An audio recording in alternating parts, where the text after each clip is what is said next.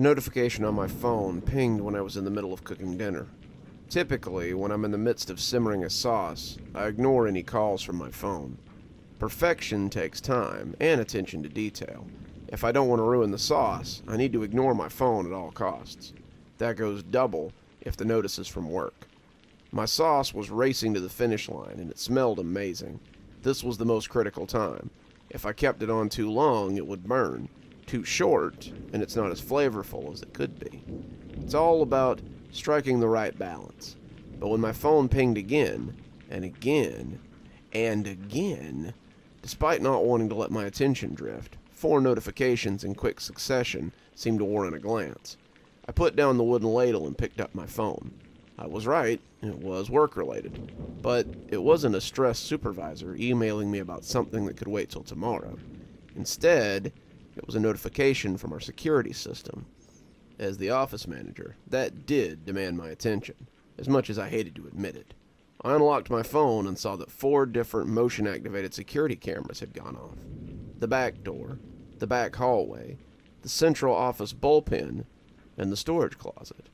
It was as if someone had walked through the back door, made a beeline for the storage closet, but had never come back out. What the hell? I mumbled to myself. Then I heard a hiss behind me. I wheeled around and saw my sauce had boiled over. I dropped my phone and moved to the saucepan before it burned, but it was too late. The sauce was ruined. Hell, I sighed and shut off the stove. I picked up my phone and dialed my boss, Jeff. He needed to be aware that someone might be in the building. He lived down the street from the office and could meet the police there before I was able to get there. Plus, until I saw the person in the storage closet leave, I wasn't too keen on checking anything out myself. 2 rings later, and Jeff answered. "Hey, Nee, what's up?" "Sorry to call you at home," I said, but Jeff cut me off. "No big deal. Gets me out of doing the dishes. What's up?" "Did you get the notifications on your phone?" For what?" "The motion detector at the office." "I wasn't aware I could get those," he said, genuinely confused. "Remember, we set them up when they came to update the camera software?" "Oh yeah, I remember now.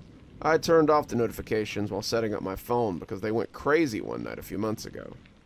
"I'm sorry, what?" "Before you got hired on," he clarified, "one night they just kept going off. I went to the office, but there was nobody there. I think they were malfunctioning."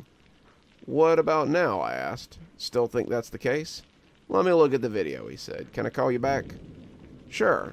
I hung up and slapped my forehead. The videos. Why hadn't I looked at the videos before calling him? I glanced back at my ruined sauce and shook my head. I had been so preoccupied with the sauce boiling over, I forgot to check them out. I needed to fix that. I pulled up the first video and watched the short 4-second clip. Or I would have if there was anything on the screen. There was nothing but black. It rolled for 4 seconds and then just ended. The remaining 3 videos did the exact same thing. I was confused. I knew the cameras worked because the main console was in my office. I had access to all of them, but none of those videos showed anything. I chalked it up to a bug in the software and made a mental note to call the alarm company and check for an update. My phone rang again, and it was Jeff calling back. "Hey, were your videos blacked out as well?" "Yeah. What the hell caused that?" "Maybe it's time for another update? Think the footage is available on the Eye in the Sky?" Eye in the Sky was what Jeff called the security system console. I knew what was coming next. "Maybe," I said, trying to deflect. "I mean, probably. Should we go take a look?" There it was. Jeff wanted me to join him at the office. I put the phone away from my face and cursed under my breath.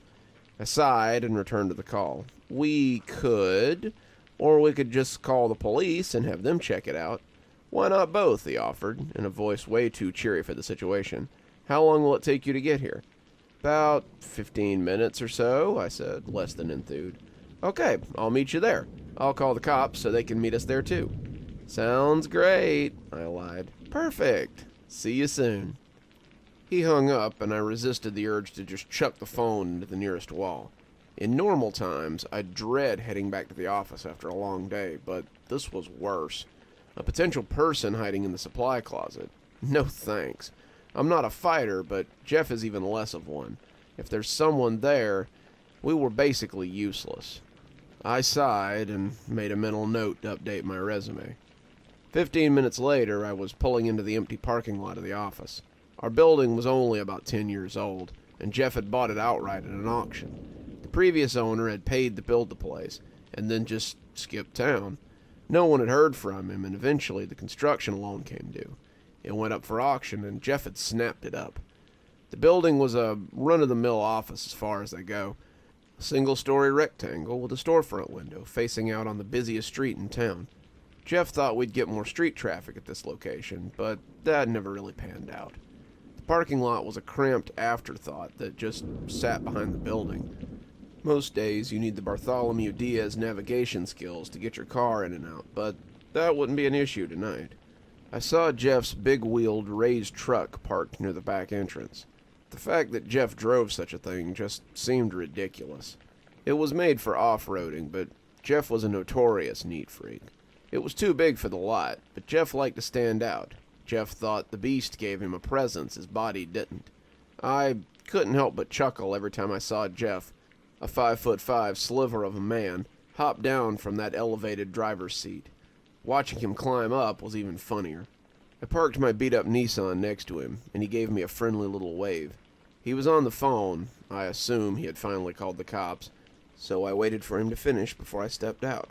After a few seconds, he hung up his phone and rappelled down to the ground. "Thanks for coming. I know it's not ideal." "Part of the job," I said, not believing a word of what I was saying. "Cops said they're sending a cruiser over in a few." "Sure," I said again, not believing a word of it. "You get any more notifications?" he asked. "Nope, not since the camera leads into the supply closet went out." "What's so attractive about the supply closet?" "Dunno. Maybe he knew that's where we keep the snacks and the coffee," I offered. Jeff chuckled. He needed printer paper and staples, too, I guess. You can never have enough printer paper. We stood there for a beat, not knowing what to say. I liked Jeff, but we weren't exactly close friends.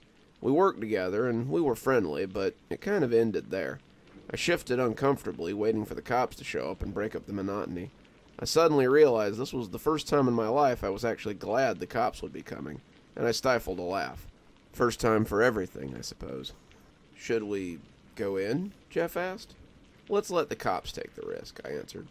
"Not a fan of Back the Blue, I take it." "Not really," I deadpanned. "Maybe we can peek in through the windows. Might be hard to see anything." I'm gonna try," Jeff said. He walked around the corner of the building and headed towards the front window. As he left, it dawned on me that I was all alone in the dark back alley of the parking lot of a building where a potential criminal was hiding inside. I sighed and called out, "Wait up, Jeff." I started to jog to join him when the lights in the back hallway lit up. I stopped and glanced at the back wall like I could see through the bricks. There was a little porthole window on the back door, but I couldn't see anything from where I was. "Jeff," I yelled, "the lights are back up." A few seconds later, he came jogging back around the corner. He stopped next to me, and I pointed at the window. "What the heck?" "What's weird is that the motion sensor didn't send us a video." "Are these lights on a timer, or—" "No, they aren't," I said. "How did it turn on?" "Not really sure." As the words escaped my lips, the lights went back out again. I pulled out my phone in anticipation of a video coming my way, but nothing did. I shook my head. "What's going on in there?" I said, more to myself than Jeff. "I'm gonna go take a peek in the window," he said. "Be careful, okay?" "I'll be fine," he said, with the confidence of a man twice his size. "I'll give Jeff this. He didn't back down from anything. This could be a blessing or a curse." He walked over to the window and stopped, looking back at me as he smiled. "If something happens to me, run." "Oh, I will," I said, not joking. Jeff cupped his hands and stared into the little window. I watched, anticipating running away, but not really going anywhere. After a few seconds, Jeff turned back and shrugged his shoulders. "I don't see anything." "Weird," I said. As I did, the lights started flickering inside. Jeff turned and looked back in my direction, but I still didn't see anyone. He was shaking his head in disbelief. "This doesn't make any sense." He turned back towards me and said, "Go around the front and see if you can see anything inside." I wanted to tell him to get bent, but I swallowed hard and said, "Sure." I spun on my heels and walked around the building. The last thing I wanted to do was peer inside the office when the weird crap was happening, and it really wasn't fair for him to ask me. In my head, I made a plan to get my revenge and call out on Friday. There wasn't much traffic on the street at the moment. That was to be expected. The town is sleepy at the best of times. In the late evening, it was more like a ghost town. I walked to one of the windows, cupped my hands, and leaned against the glass. It took my eyes a second to adjust, but everything inside looked undisturbed when I did. Off to the right, I could see the back hallway lights flickering, but no one was there to flick the switch. It was still odd as hell that the lights were freaking out. It didn't make sense. I was about to head back to the parking lot when something caught my eye. Near the supply closet, I saw an office chair pushed out from a desk. It rolled a few feet before stopping in the hallway. Either someone was hiding under the desk, or... Whoop! Nearly jumped out of my skin as the police siren went off behind me. I turned around and was greeted with lights in my face. I raised my hands and shielded my eyes. "What are you doing out here?" a gruff male voice called from the car.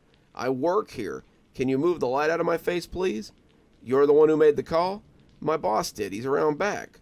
"Why are you peering in the window?" "Ask him. It was his idea." The cop opened the door and stepped out. Internally, I sighed. I knew this was going to be a whole thing. Cop's got a cop, after all.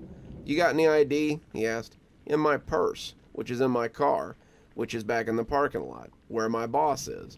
"No need for the attitude, ma'am," he said. "We got a call that someone was possibly inside the building." "Right, and you thought that after committing my crime I would just hang out in front of the building on a busy street and peer into the window." "I'm going to need you to step away from the building," he said. I shook my head. Of course, I thought. Before anything could go any further, Jeff came jogging around the corner and hailed the cop. "Hey, sorry, I'm the owner. We thought we saw somebody inside. We were just taking a look." "Have you entered the domicile yet?" "No, we were waiting for you," Jeff said. "We weren't sure if there was anyone inside, so we weren't going to take any chances." "Understood. Did you see anyone enter?" "Our motion sensors went off, but the footage was blacked out." "Affirmative. Who has the keys to the location?" "Just me and Nee here." I nodded at the cop. He looked away and back to the building. "Anyone tried to break in before?" "No." "Any signs of forced entry?" "Not that I could see." "Nee?" "None." The cop turned and faced Jeff with a serious look on his face. He pulled out his gun and flashlight and nodded to the door. "Can you let me in so I can take a look?" "Yeah, sure," Jeff said, pulling out his keys and unlocking the front door. The cop and I locked eyes for a beat. I smirked. "By the way, domicile means a place of residence, in where you permanently live. This is an office building. Nobody lives here. Just a heads up for next time." The cop looked away and grabbed his gun and flashlight. Jeff held the door open, and the cop walked in. Initially, I stood back and watched as the cop walked through the office, flipping on lights and switches as he went. But then I noticed Jeff starting in after the cop, and I grabbed his arm. "What are you doing?" I whispered. "Any area he walks through is clear. I want to follow him to see if anything's amiss." He wouldn't know what our office should look like. Neither would you, I thought, but didn't say. Jeff was here a few days a week, hobnobbing with clients on the golf course, coloring the rest of his days. But I wasn't sure if he was ever truly present. He always seemed to be going 1,000,000 miles an hour. Would he even know if something was out of place? Maybe, but maybe we just let this guy do his job? Suddenly, all the lights went out in the office. The cop turned back towards us and yelled, "Why'd you shut the lights off?" "We didn't," I said. "Well, what the hell happened?" "Maybe we lost power," Jeff said. I nudged him and pointed at the nearby computers. They were all still powered on. Jeff stared at the computers, trying to puzzle out what had happened, when I felt my phone vibrate in my pocket. I pulled it out and saw that we had a new video from the camera. I didn't think too much of it. We were now moving inside the building, but I decided to check it out anyway. Assuming it would be a black screen, I didn't have any high hopes for seeing anything. I clicked on the icon, and when the video came up, I was instead greeted not by a black screen, and I watched a real video. But it was from a section of the office that no one was near. It was by Jeff's office, in fact. In the video, nothing happened for a few seconds, until Jeff's office door slowly swung open. The video shut off just after that, and I clicked it again and watched it again. Then again, I scanned the edges of the screen each time, looking for anyone who had snuck in, but I didn't see anyone. "Jeff," I whispered, "did you check your phone?" He shook his head, no. I handed him my phone and watched his face as he saw the door swing open. His face turned white. "Did you see that? The door opening?" "No, the face." "The what?" I said, confused, but Jeff just ran over to the cop. "Officer, I think there might be someone near my office. Look." The cop looked back at the phone and then up at Jeff. Jeff couldn't help but smile. "I think they're by my office." "Where was the rest of their body?" the cop asked, his face getting whiter by the second. "What are you talking about?" Jeff answered. "There was just a face, but where's the rest of them?" "In my office, probably." The cop reached under his uniform and pulled out a small cross hanging from a necklace. He held it in his fingers and quietly whispered some prayers. The tough guy demeanor he had arrived with had washed out like the tide. He was just a quivering bundle of nerves at the moment. Not that I could blame him. I don't think anyone's in here," he finally said out loud. "I think it was equipment malfunctioning." "We should check, right?" Jeff asked. "Can you call for backup?" I suggested. I could, but I don't think it's warranted here. Can you at least come with us to check out my... There was a sound of someone running from Jeff's office towards the central bullpen. We all turned in that direction, but didn't see anyone running. We heard it, though. We all heard it. As quickly as it arrived, it went. We were all alone in the dark and quiet office, utterly perplexed. I don't know what that was," Jeff offered, breaking the silence. "I think maybe it was the building settling, or street traffic." "That was a ghost," the cop said. For the first time in my life, I was inclined to agree with law enforcement. We should go," I said. "I don't think there's a threat here that can't wait until morning." "I think she has the right idea," the cop said. "We should at least check the storage closet, right? I mean, someone set the sensor off when they went into the closet, but never set it off again, so either someone's in there or the camera's on the fritz." I saw the look in Jeff's eyes. He was going to check regardless of what we said, and I nodded. "We can go look. Worst thing, some deranged psychopath jumps out and stabs us all. Best case, it's a ghost. Where's the downside?" The cop looked like he was going to vomit, but he wasn't going to leave. He was holding his cross in his trembling fingers and muttering a prayer, but he stayed put. We walked down the hallway towards the supply closet, not knowing what to expect, but finding dread all the same. We stood outside the door, and the lights in the building started flickering again. I sighed. "Probably a good sign," I deadpanned. Jeff didn't vocalize a response. Instead, he just grabbed the doorknob and twisted the handle, and pushed it open. I glanced over the cop, who had closed his eyes as the door came open. If it wasn't for the severity of the moment, I might have laughed. "What the hell?" Jeff said. My attention snapped back to the closet, and my jaw went slack. Jeff turned to me and asked, "Is this a sick joke, Nee?" My heart started beating like it was in the middle of a nightly jog, though my legs were cemented to the ground. If I had had my druthers, I would have listened to my heart and broke out into a sprint. On the floor in front of us were 36 pins laid out to spell one word: Nee. "The hell?" I whispered. "Is this a joke?" Jeff repeated. "I didn't do it," I said, trying to find my bearings. "If I did, you would have seen me on the video." "Not if the video wasn't working," the cop added. "The videos that got sent to the phone weren't working, right?" "No, but why would I do this? I've got no motive for this." "Maybe you want something else? A raise? Though this might be a way to get it," the cop said, truly throwing darts at anything. It was clear that his fear had been replaced with embarrassment and growing rage. "That makes no sense. Jeff, you can't honestly believe this crap. I didn't even want to come down here tonight. I ruined my sauce for this nonsense." "But why your name?" Jeff asked. "Don't think I'm wondering the same thing." "Do you know it's a crime to file a false police report?" the cop said, regaining his bravado from earlier. "Bitch, no one's filed anything yet. Watch your mouth." "Guys," Jeff said, trying to calm things down, "I don't need some asshole sweating me while I'm already dealing with some next-level ghost crap, okay? I yelled, pointing at the pins. Just then, all the power in the building went out, and we were swallowed in darkness. If I wasn't horrified, I would have unloaded the snarky comment I had in the chamber. Instead, I was paranoid that something evil was in the room with us. Nee, a disembodied voice said near my ear, confirming my feelings. I see you.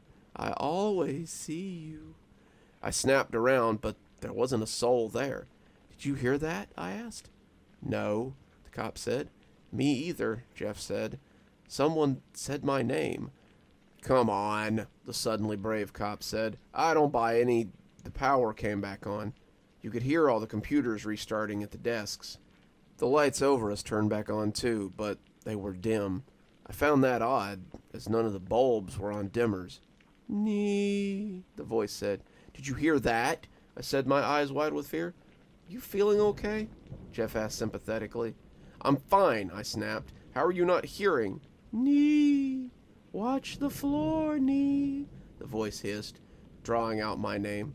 Before I could tell the others, I saw the pins that spelled out my name rolling to take the shape of an eye.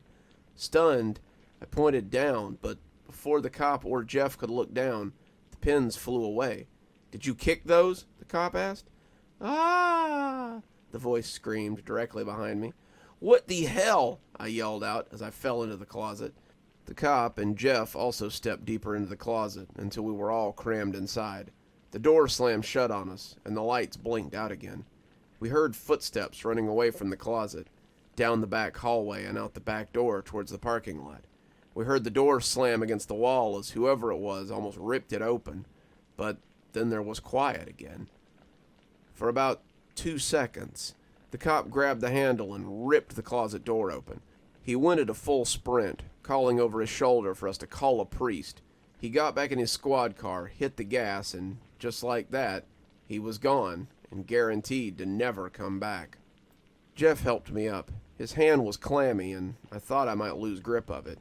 We stood there for a beat, unsure of what to say to each other. Finally, I broke the silence. What in the hell was that?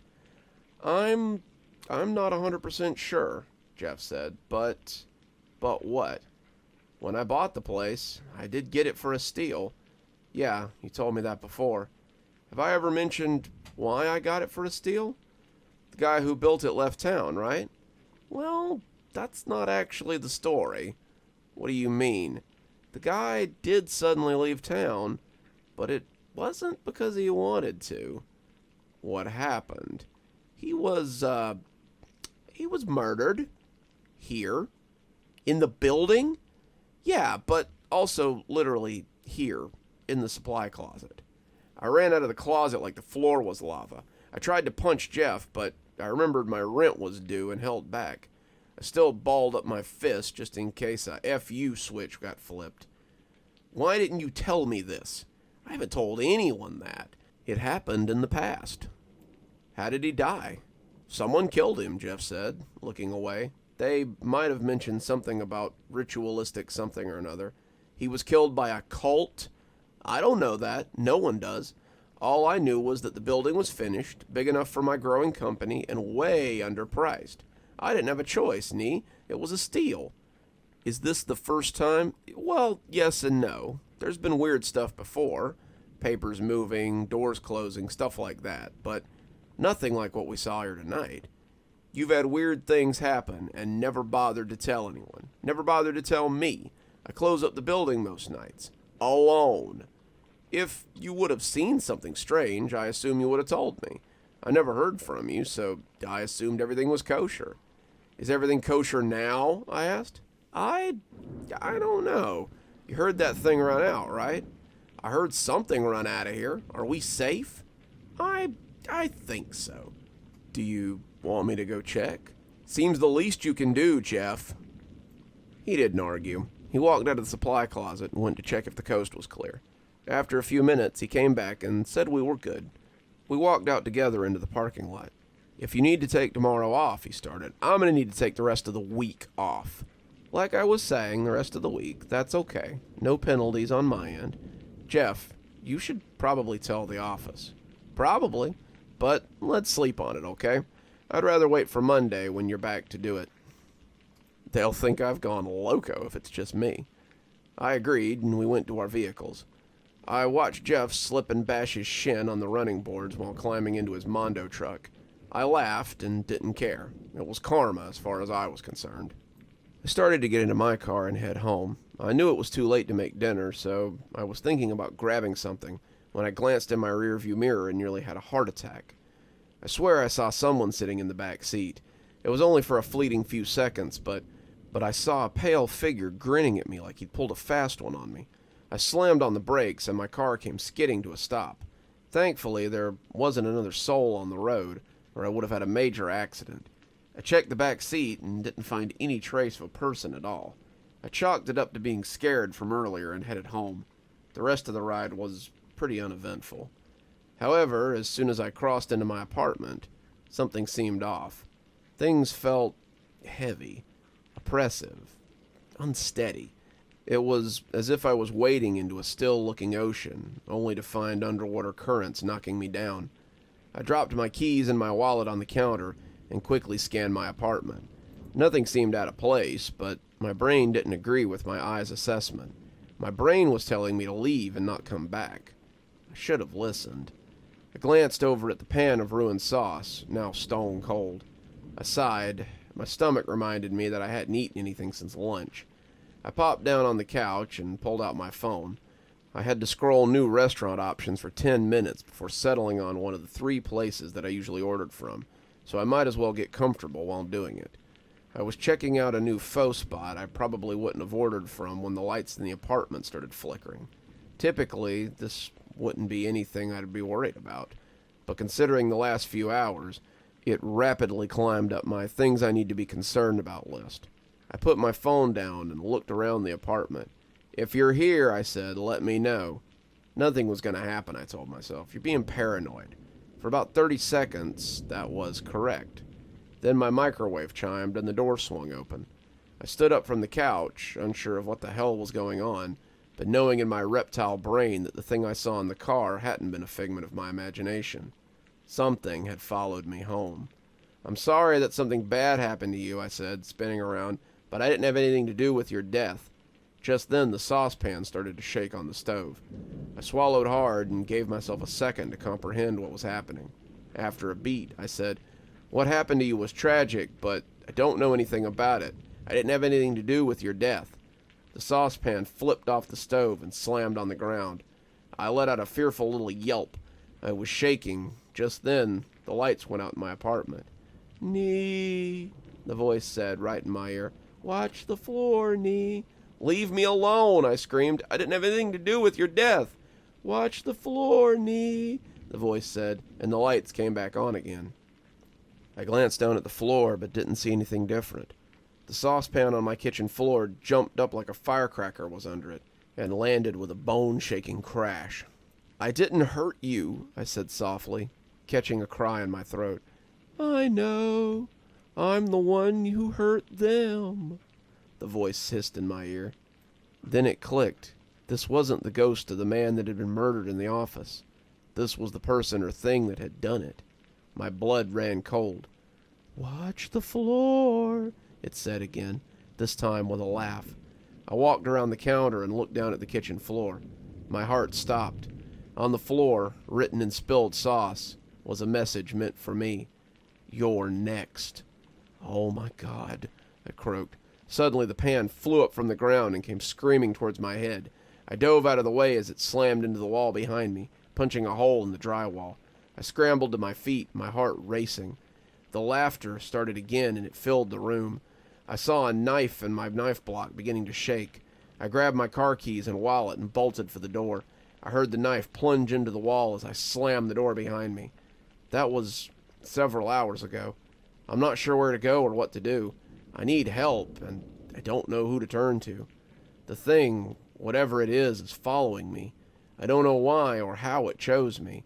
I'm not even sure if it's here with me now. It could be hiding, waiting for a moment to attack.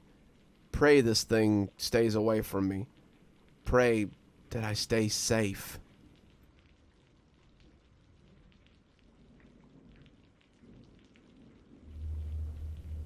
Sleep paralysis is a devastating condition. When I was 7, I first had sleep paralysis. My mother tucked me in that night. I could remember the citrus fragrance of her perfume. Her scent always comforted me. After she tucked me in, I quickly drifted off to sleep. The night seemed quiet, but the peaceful atmosphere in my bedroom didn't last. I woke up around midnight. A smothering sweat drenched my small body. I couldn't move my arms and legs. I could only move my eyes and my lips. It took my eyes some time to adjust to the thick darkness in my room. While my eyes were struggling to see, that's when I heard it. I could hear it snorting, a dreadful feeling coming over me when I heard the inhuman sound. I could see someone standing in my closet after my eyes adjusted. It peeked at me from behind my closet door.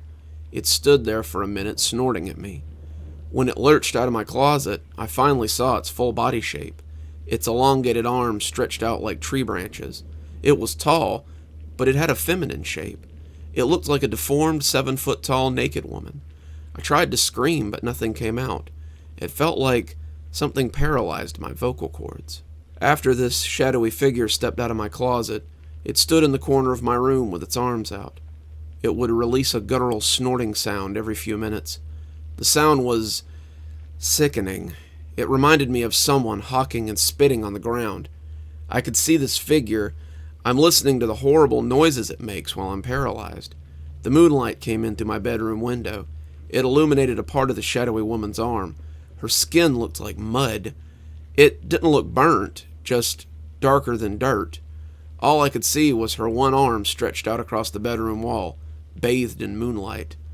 My mind kept trying to figure out what she was. I thought I was looking at a demon for the first time, or possibly the devil.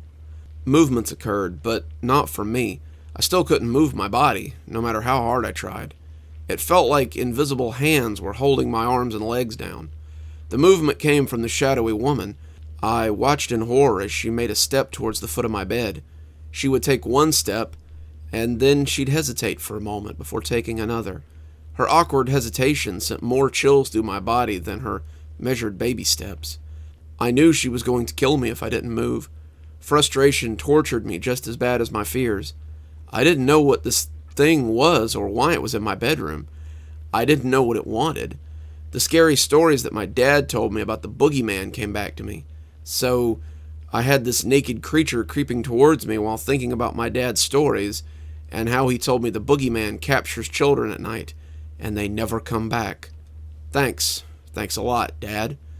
I wanted to move so badly. I wanted to scream. It felt like I was fighting my body.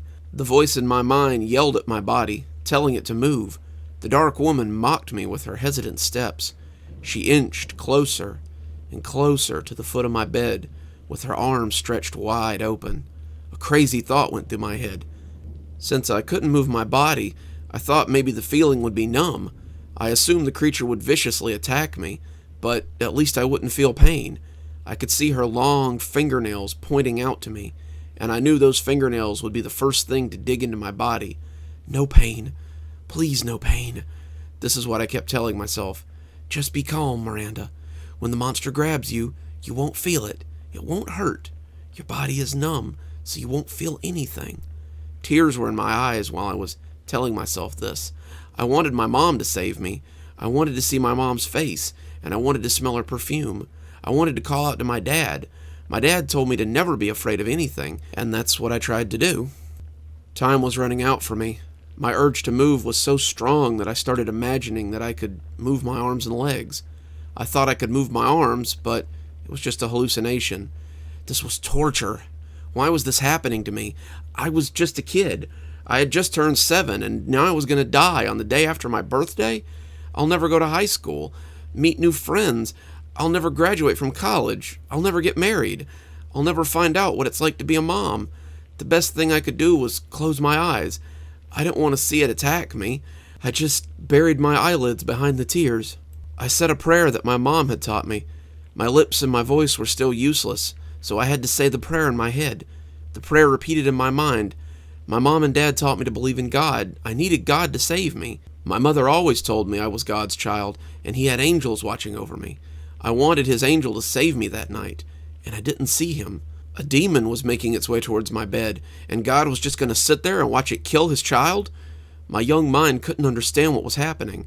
I thought the dark figure was a demon, a little girl who knew for sure she would die in her bed. More chills traveled up and down my spine when I opened my eyes to see the giant shadow woman standing over the foot of my bed. She changed her position. Before I closed my eyes, her arms were spread out as if she wanted to hug me. When I opened my eyes, she was standing motionless in front of me, her long fingers over her lips. She was telling me not to make a sound. I couldn't make a sound anyway, so when I saw her holding her fingers to her lips, it didn't matter to me. My situation turned upside down when I heard something else. Something unexpected happened. There was evil in my room, but the evil that stepped into my room was not the shadow woman. I remembered hearing news stories about missing children in town. My mom wouldn't let me out of her sight whenever we went to the store. There were reports of a crazed man in a clown costume going around abducting children. The police were searching for him. They couldn't find him, but they found his aftermath. They found 2 missing children dead in a wooded area. As a child, I couldn't completely comprehend the danger. When you're a kid, you want to play with your friends. I wanted to play with the other little girls in the neighborhood, but my mom would always keep me close to her side. On my birthday, I went to an amusement park, but I couldn't enjoy myself because I would go from being in my mom's arms to being in my dad's arms, constantly being carried around the park like a doll. I hated this smothering, overprotective behavior by my mother. She passed her paranoia to my father, who would normally allow freedom in my playtime. My childhood freedom ended for a little while because of a child-killing bastard. Somehow, the killer entered our home through the basement window. He stayed hidden in our house for 2 days. This is how he broke into other people's houses, and he would hack into alarm systems and shut them off. Most of the missing children's news reports involved children being taken from their homes in the dead of night without their parents even knowing what happened. A few days later, their children's naked bodies would be found in a nearby pond or in a dumpster. Mothers and fathers were losing their babies to a middle-aged, 6.5, 250-pound psychopath in a clown outfit. We didn't know that the psychopathic clown broke into our home 2 days ago. We didn't know he was hiding in the basement. I was only a child, so he thought one little girl in the house would be easy prey. He picked the wrong house that night. I heard him creeping down the hallway right outside my bedroom door. His footsteps were quiet, but clumsy. The hardwood floor in the hall would always creak. My bedroom door creaked open, and I saw his tall shadow hunched over in the doorway. I remembered hearing my pounding heart, my eyes shifting between the killer clown and the dark shadow woman. I couldn't believe I was seeing these 2 nightmarish figures standing in my bedroom. One figure was evil, while the other was good. He was wearing clown makeup, he had a red-painted nose, and he wore a pair of sunglasses over his chalky white face. I could see he had a beard, he had a pink afro wig, and he was shirtless. He had an imposing physique, like a wrestler. I also saw a massive tattoo of a wolf's face on his chest. The large butcher's knife he clutched in his right hand immediately caught my eye. Even in the darkness, I could see the knife's serrated blade gleaming. He was so big that he blocked out my doorway. I didn't know what to do. There was nothing I could do. Just lay there, helpless. I started imagining that I could scream for help. My imagination was cruel, it seemed. I hated my body for not moving.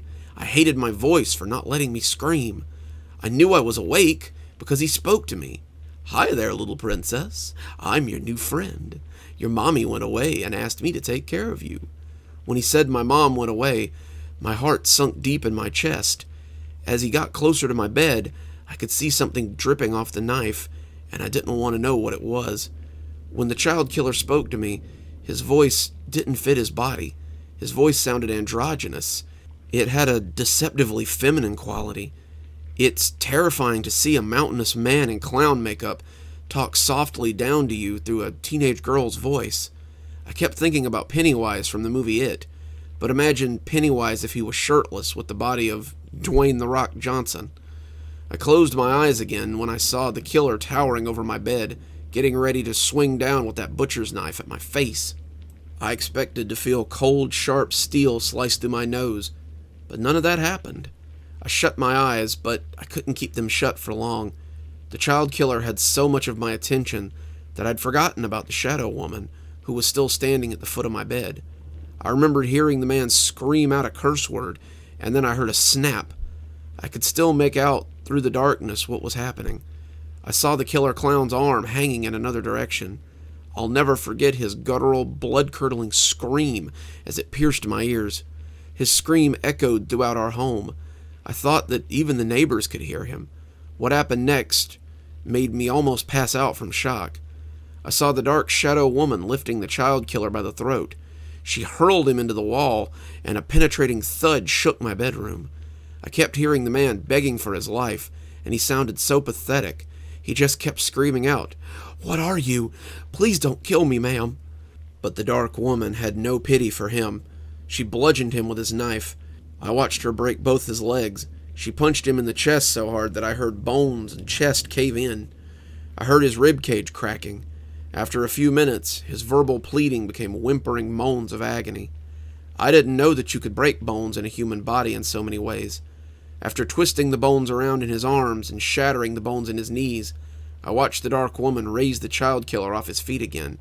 She held him over her head before shoving the butcher's knife into his throat, nailing him to the wall, quite literally. I never blinked as I stared at what had happened to the killer. I almost felt sorry for the sick son of a bitch. No, not really, though. The dark lady made him pay for all the children he had abducted. She made him pay for his attempt to kill me. After the violence ended in my bedroom, I watched as the shadow woman moved towards my bed. She stuck out her arms again while moving towards me. It looked like she was floating in slow motion. My heart was still pounding, even when I felt her clawed fingers breezing through my hair. When she touched my face, I could smell a familiar fragrance. It was that citrus aroma from my mother's perfume. I couldn't understand why the shadow figure smelled like my mother. I didn't understand it until later. The shadow woman hovered over me. Her lips stroked my forehead. She caressed my face for a few minutes, and then she vanished when I heard my father's panicking voice coming from downstairs. I didn't want to believe that I saw blood on the killer's knife, but it was blood. It was my mother's blood.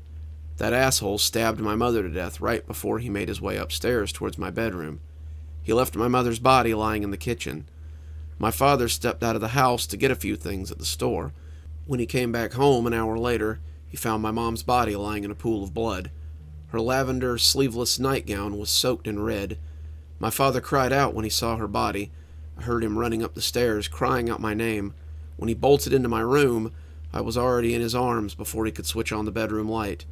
He saw the man's body nailed to the wall and lost his breath. I told him what happened and what I had seen. He couldn't believe it, but he had no choice. He knew that a little girl didn't have the strength to nail a 250-pound man to the wall. My father called the police, and when they arrived, they asked me a few questions. I told them everything. Like my father, they stared at me. A policewoman caressed my face and said, "It's okay, sweetie. You had a traumatic experience. Who you saw in your bedroom was just a good Samaritan wearing a costume." None of the police officers believed that I saw a dark shadow woman. They all believed that my trauma caused me to hallucinate. They even told me I might have seen my father killing the man, and I told them my father wasn't in the house. He had told my mother that he was going to the store. I heard him kiss my mom before he left the house. Those cops didn't believe my story. They had tons of sympathy for me, but I wanted my mother more than I wanted sympathy. I missed my mom, and I couldn't stop thinking about her fragrance. I found the perfume she wore while moving some boxes around in the attic. That sweet fragrance took me back to that night. I believe the dark figure I saw in my bedroom that night was my mother, a dead version of her. I'm 36 years old now, and I think about my mother every day. I got married to a kind and beautiful man, and we had a son. My little boy is 5 years old, and he has his mother's hazel eyes and his daddy's dimples. I try to be an excellent mother, and I'm very protective of my little one, just like my own mother was protective of me. Every night I tuck my son in bed and read him a bedtime story. One night, I told him about what had happened to his mom when she was 7 years old. He looked scared after I told him the story. My son is afraid of the dark, but I told him not to worry. I told him that his mother's love will protect him and can reach beyond death even. I told him I'd always be there to protect him. I told my baby not to be frightened if he sees a dark shadow woman standing in the corner of his bedroom. I told him She'll watch over him while he sleeps. I also told him not to panic if he wakes up suddenly, unable to move his body. Sleep paralysis is scary at first, but I told my son that his paralysis will be a sign, letting him know that the Shadow Woman is there to protect him from things that go bump in the night. There was one thing I didn't tell him, though. I didn't tell him that the black Shadow Woman standing in the corner of his bedroom might be his mommy, if she dies the way her mother did.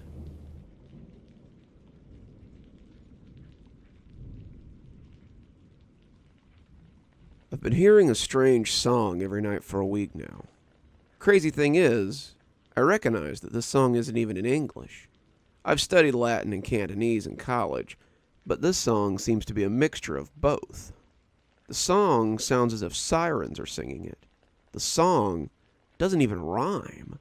The worst part is, it keeps putting me to sleep and plunging me into a world of nightmares. I listened for over a week now, and I think the song goes something like this. There is a light inside your heart. Think about it.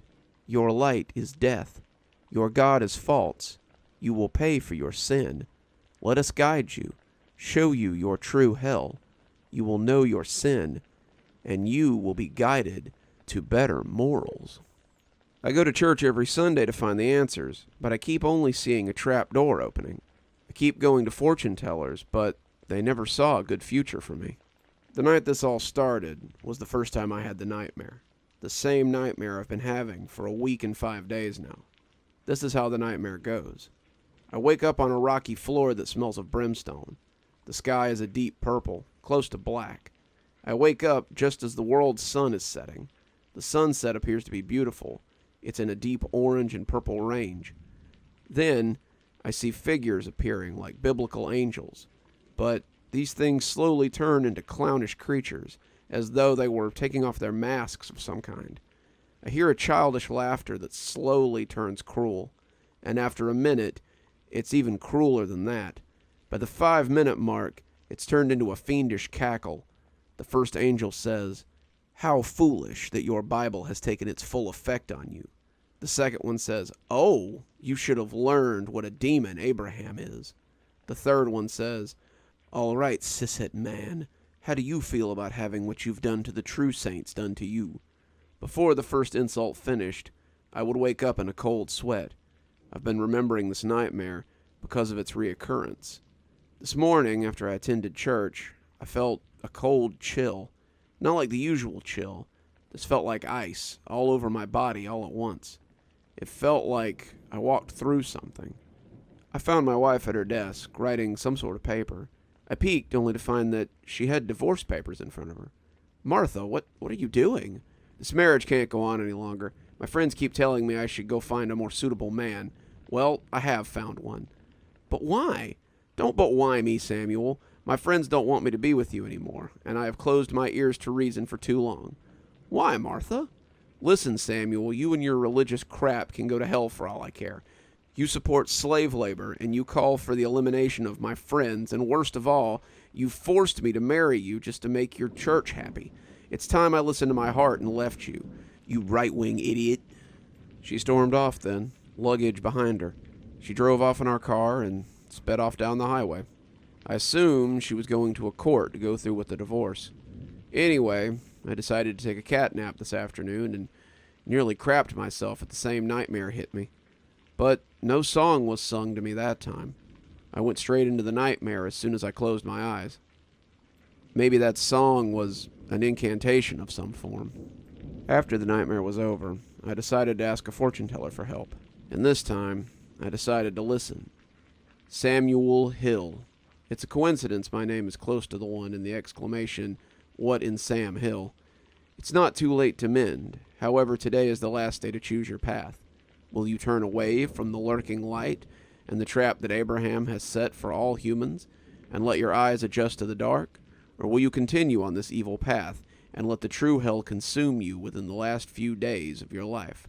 Whichever you choose, it may not change what you have done for your cult, but your future will be affected by what your heart lets you choose. However, I sense that it is unlikely you will change your ways. The probability of you having the ability to turn away from the church and the deadly trap it has set is less than 1%. But that doesn't mean that you can't change. But if you do manage to know your sin and change and help others, come see me again. I will see the results of what you choose. I called my wife to tell her the news of my finally listening to her, and she never answered. I decided to call her friends and apologize for everything, but I think they blocked me too. I'm now certain that Martha thinks I'll never change. I tried everything for the whole afternoon, from when I had lunch to now. Notes on cars, sending people good vibes, wholesome drawings that let people know that they matter and should have their rights. You know, the whole shebang. But all I got in return was pure anger and stones thrown at me. Now I'm thinking my actions have gone so far that they all hate me. It's as if, in my attempt to change, I have wriggled farther into the trap. I've been backed into a corner, and I don't know what to do now. I've looked back on my actions and looked at all my behaviors in the past on the internet, and I've got the results that I was a narcissist, an asshole, and now I've noticed my own narcissistic behavior. I've been bawling for the last half hour, trying to figure out what to do with myself. I've been trying to change myself, but no one in this liberal town where I live seems to want to give me a chance. I think now I'm ready to die. I feel like if everyone's going to say that I'm a lying asshole, the only way left for me is death. I want to listen and be better, knowing what I've done is wrong, but now being the cishet white male that I am feels wrong. Feels like I can't have any more second chances.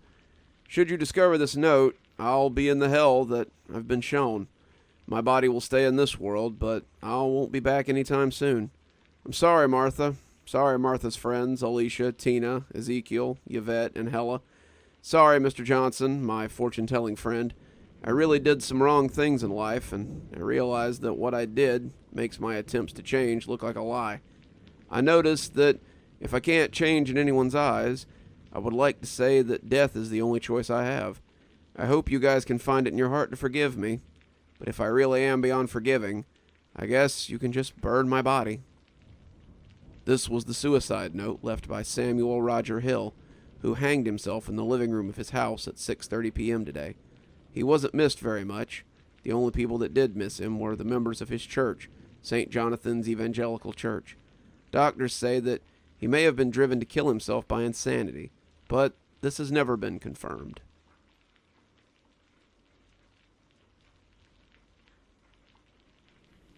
Have you ever found something that's just incredible? Something so unreal, you can't help but wonder what event led to this item becoming intertwined with you. I'm not talking about a bottle cap or a piece of a plow. Hell, I'm not even talking about a pistol I found buried in the dirt when I was a kid. I'm talking about something mind-boggling. Not sure if that's the right word. Enough talking about it, though. Time to give you the story about my recent discovery. Most mornings during the fall, I deer hunt. Before you all jump down my throat about it, I only kill 2 a year. Only enough for me to eat. Times are tough, and a guy's gotta eat, you know?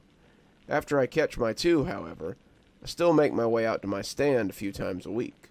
I enjoy sitting up there in the cool fall air, taking it all in. It's me and nature. No phones, no one, no real-life stuff. Plus, I enjoy seeing the deer, even if I'm not shooting at them. It was one of those days that I was sitting in the stand, taking in the sunrise when I heard it. Well, I guess I don't have to ask if that's the one that made the noise, I thought to myself, chuckling and betting with myself which tree fell this time. I'm sure it's that dead one that's right next to the fence this time.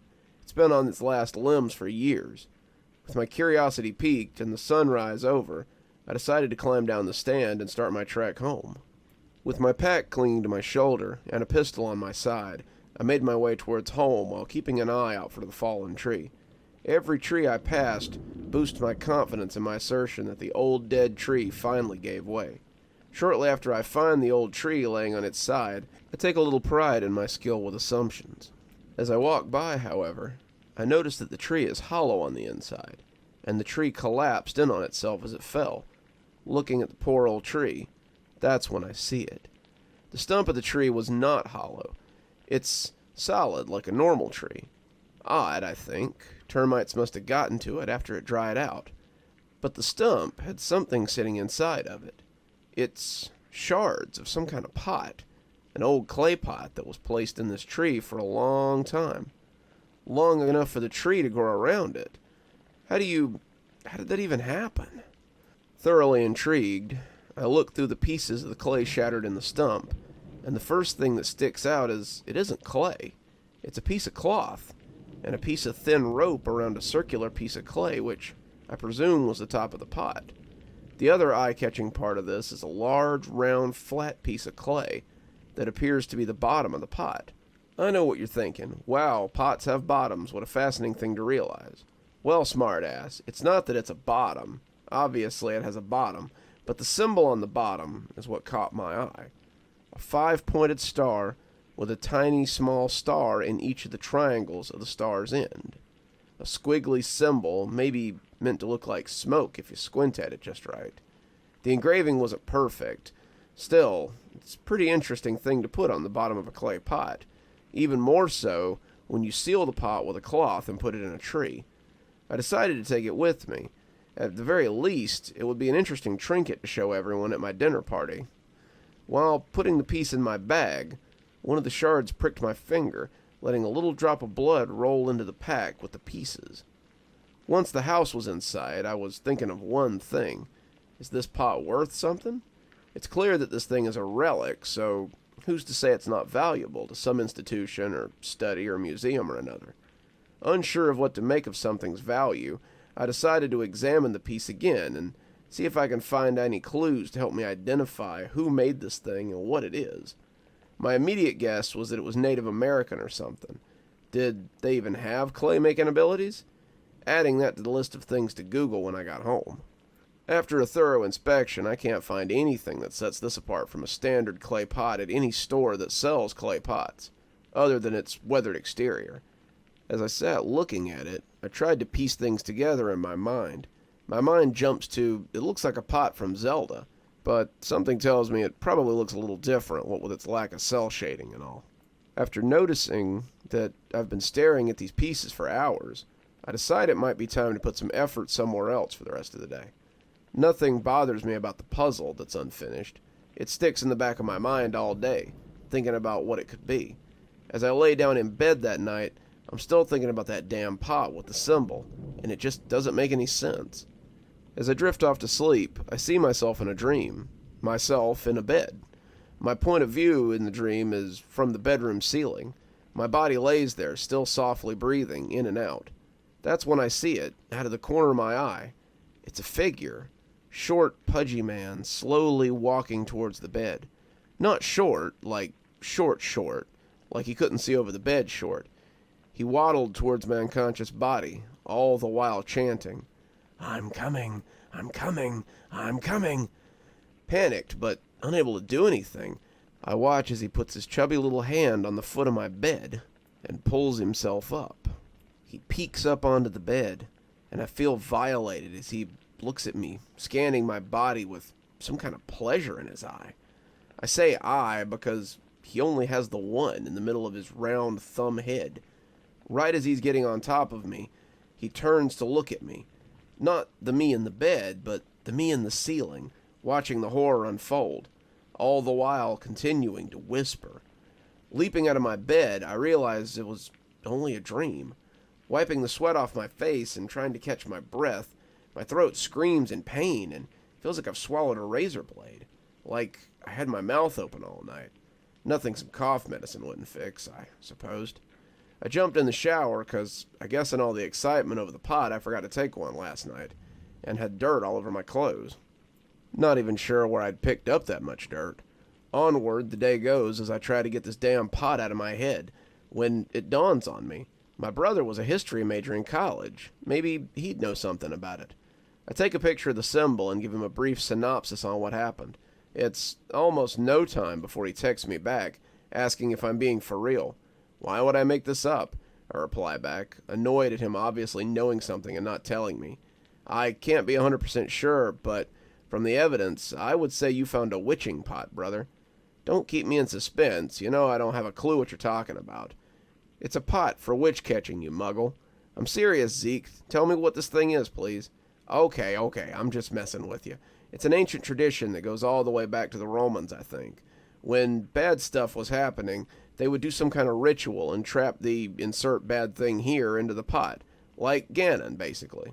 That's encouraging, but I don't think the Romans were chilling in America. It goes back to the Romans, but the tradition has been around for all kinds of civilizations. African tribes, Chinese, Vikings, basically any civilization you can think of has something similar to it. Logically, the Native Americans probably did the exact same thing.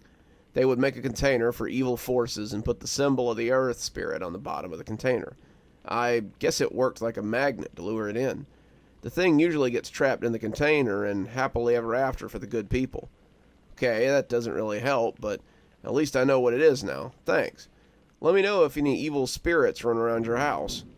So, as you probably guess, I wasn't really concerned about this, but it did make me a little unnerved, given the dream I'd had. Everything he said made some kind of sense. The symbol at the bottom was some kind of witch, demon, or hell, maybe some disease that was running through the people. They sealed the pot up with cloth and set it on the altar or something made out of the tree. Some years later, you get a tree with a pot in it. My throat continued to burn throughout the day with no help from the medicine. I finally stopped fighting it, and after a few hours I went back to bed, hoping to sleep it off. I woke up from an apparent nightmare that I can't remember having, but I do recognize that I'm talking as I awake. I hear myself mutter, "I'm here," but I don't have time to think about it before it hits me. Pain. Hot, sharp pain runs through my arms. That's when I realize I'm standing in my living room, over my living room table, the table with the pot. Except I've used the piece in my hand to carve a 5-pointed star on my forearm. I drop the shard of bloody clay and run to the bathroom to get a towel. It's only skin deep, but I'm bleeding like a son of a gun. As the bleeding stops, my mind catches up to the last few minutes of my life. I was carving that symbol into my arm. Why the hell was I doing that? I decided the pot was going in the trash. Bagging it up, I walked out the door with the clay remains. Still, my mind was coming back to what my brother had said. It was used to trap something bad. It was holding something bad, and the tree falling broke its prison. And there I went, stumbling along like an unlucky penny I am, and picked up the pot. He's coming. My unconscious mind tried to warn me of what was happening. Too dumb to realize, though. As I walked back in the house from throwing the pot in the trash, that was when I realized it. I was still holding the bag in my hand. I hadn't done anything with it. I can't make my hand let go. It won't let go of the bag. No matter how hard I tried, it won't let go. Not even when I jabbed at the star-shaped cut in my arm. Trembling with pain, it still held on. I got back to the table, and my arm seemed to work as normal as it dropped the pieces back where they'd been. I decided to write this all out, because what else am I going to do? I can't leave or fight. How can I fight something living in my body? I wanted to see my brother, but I can't. I won't do that to him. I'm not going to put him at risk if this thing can go from me to him. No way. Of course, I don't know if that's how this works at all, or if he goes wherever he wants to. Whoever reads this shall be my plaything. I picture it saying that as it watches me type this out. Hell, maybe it's even making me type this out. Maybe this is what he wants. Maybe it thrives off people knowing about him and being scared of him. I'm talking crazy now. I just wanted to tell you guys what happened so you know if you find something similar. I don't know what you could do to avoid it, obviously, so I guess I really don't have a point to writing this. Actually, when did I decide to write this? How long have I been writing this? I don't even remember the things here happening at all. I was just walking back from hunting and I saw that a tree had fallen. What's going on? I know I can't stop myself from posting this because it's not me actually typing. It's gotta be him. I'd say don't read this, but since this is the end, I'm assuming you already have. I'm sorry for that. Honestly, maybe nothing will happen to you, but if it does, I can't help but think of my own preservation and wonder if he'll leave me alone if he jumps to someone else. I can't stop from posting this if I wanted to anyway, so I guess I'll hope for the best. I think I'm fixing to go back to sleep, and this might be the last time. I'm sorry to whoever sees this, but I think he's here.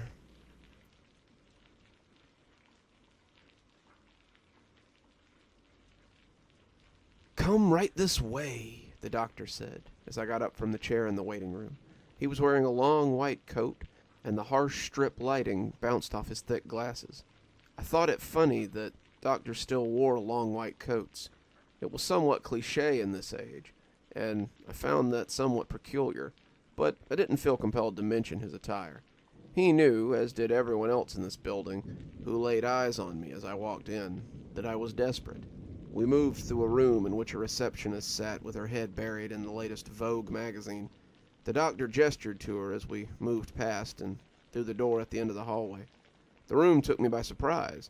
It was illuminated, but with no obvious source of light. The walls were a scaled gray like one might find on a fish that had been pulled out of water prior to being filleted. The object of my focus, however, was the chair that stood empty in the middle of the room. He gestured for me to take a seat, to which I complied. Despite my growing anxiety, like spiders hatching in my stomach, I refrained from asking any questions about what was about to unfold. The screening process was simple, with just one question on the application form. Are you desperate for a change in your life? The answer to that was a resounding yes, to which I filled in the application in the paper and submitted it. I had been happy to hear from him a few days later. I had received correspondence through the post with the sigil of the establishment, the Facility of Emotional and Adrenal Research, or FEAR for short, arriving on the carpet of my one-bedroom flat. Thankfully, I hadn't slept very well, meaning that when the letterbox rattled, I was upon the envelope in a second.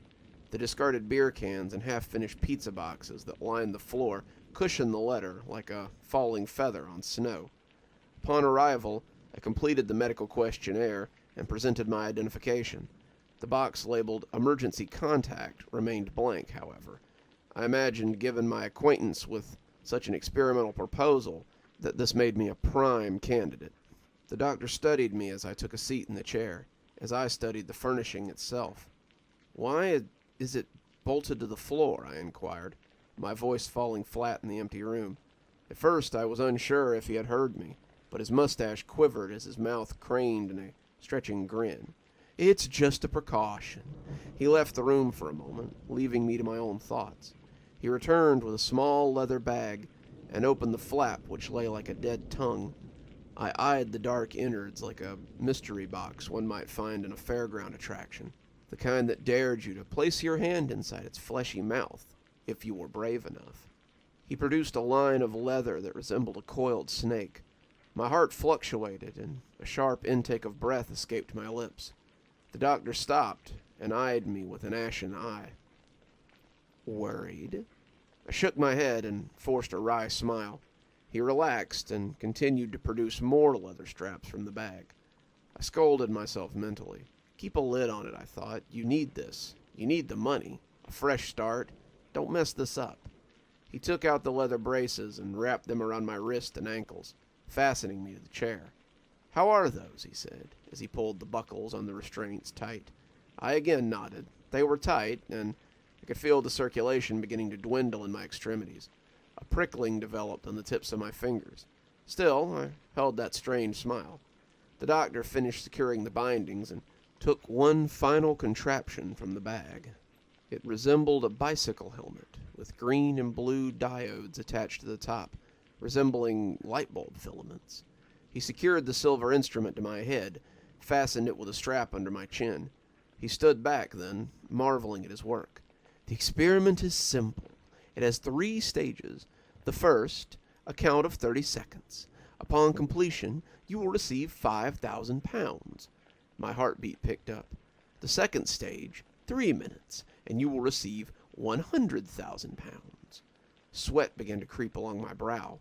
And the third and final step of the experiment is for 10 minutes, to which you will receive £500,000. He checked the straps again. "How does that sound?" I tried to nod, but I couldn't move my neck. "Click your fingers if you're happy with that." I did, and he nodded. "I'll be in the other room monitoring your heartbeat, your hormone levels, and your brain function. If at any point you wish the experiment to be over, simply click your fingers or shout out for it to stop, and I will shut the machine off. However, if you feel you're becoming too excitable, then we will end the experiment on your behalf." He tapped a small circular disc on the arm of the chair. "This dial is graded from blue to red. The needle will give you an indication of your stress level. Blue being you are floating on a cloud. Red, you are at risk of heart failure. For your own peace of mind. Peace of mind, I thought. Yeah, thanks. He stood behind me, placing a hand on my shoulder. Your safety is our main concern. Thank you for helping the Fear Research Facility. We thank you for your cooperation. He stood in front of me then, his face now awash with concern, whether real or imagined. However, one final caveat. Payment is only available to those who complete either steps 1, 2, or 3. If you accept stage 1 and begin stage 2, any ejection from the experiment will result in no money paid out. His tone was serious and grave, like explaining how to tie a harness before you dive off a cliff. You must commit to the completion of the next stage. It's part of the test. A world of excuses and possibilities swam before my mind like black waters filling with hungry sharks. Dare I dive into that snapping abyss and pull myself out before it got too late? The fear in my heart began to swell like a straining balloon filled with septic bile, but I pushed it down to the depths of my stomach. In desperation, it would seem, a man was capable of resorting to self-annihilation. The doctor was waiting for a response, the silence so thick that I could hear my own blood pumping in my body.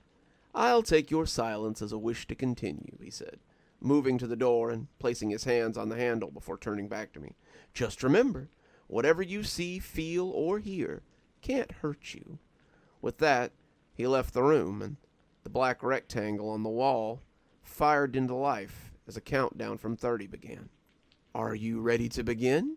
His voice sounded tinny, pushed through a speaker from somewhere unseen.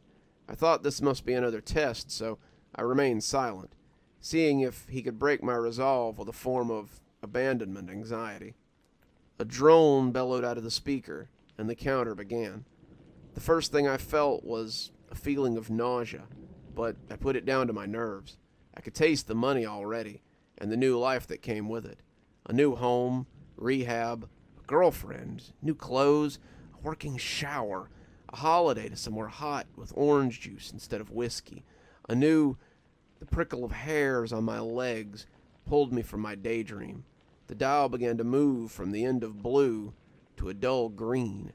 I breathed deeply, only 20 seconds left on the clock. I saw its shape creep over my knee. It was huge, the largest one I'd seen in my life. I clenched my teeth so hard I thought they might splinter. I swallowed dryly. How did they know I suffered from this fear? Was it the machine, or had they been watching me? The tarantula, brown and bulbous, fingered its way up into my lap and then onto my stomach. I could see the glint of light bouncing off its eyes, the venom dripping from its fangs. 17, 16. The spider slowly continued north towards my face. Its legs pulled at the fabric of my clothes like unlatching Velcro.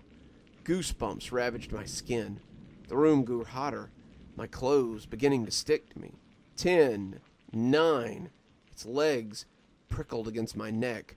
Two of its legs fingered my lips as I clenched down tight to hold back the scream that was bubbling into my throat. The thing crawled onto my face. I could smell it, the stench of dust and dead rodents, its needle-like fur sticking into my cheek and eyelids. I had to close my eyes, had to stop it from getting closer, but I couldn't. I was frozen in a perpetual terror, like I had caught a glance of Medusa herself.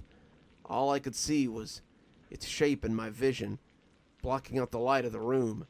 Its fangs pierced through the soft shell of my eye, burying deep into the jelly.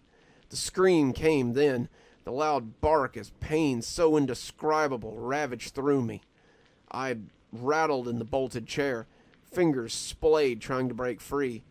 The monster hung from my bleeding eye socket as it chewed and sucked and fed. Blood, thick like hot jam, seeped from my wound, gelatinous fragments filtering inside my screaming mouth. Copper mixed with my saliva, and I coughed and heaved.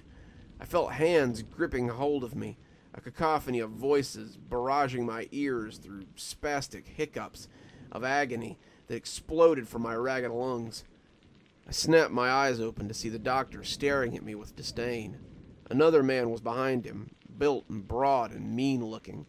I looked around. I was unharmed. The leather bindings had bitten and gnawed at my flesh, the sensation of burning stinging along my wrist. My eyes, both of them, were completely fine. I frantically looked around the room, abating my wailing and replacing it with complete disillusion. Where? I coughed over and over. Where is it?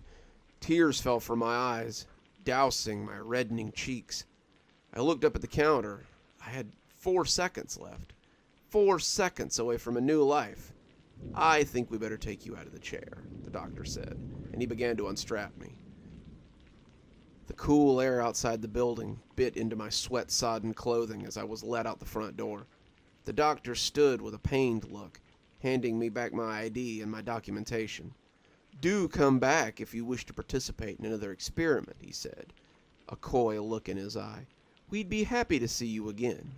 With that, he left me standing on the pavement, his body vanishing behind the foggy glass of the double doors. Another soul, standing from the blue chairs in the waiting room, following him like a lost puppy at the sniff of a complete reformation.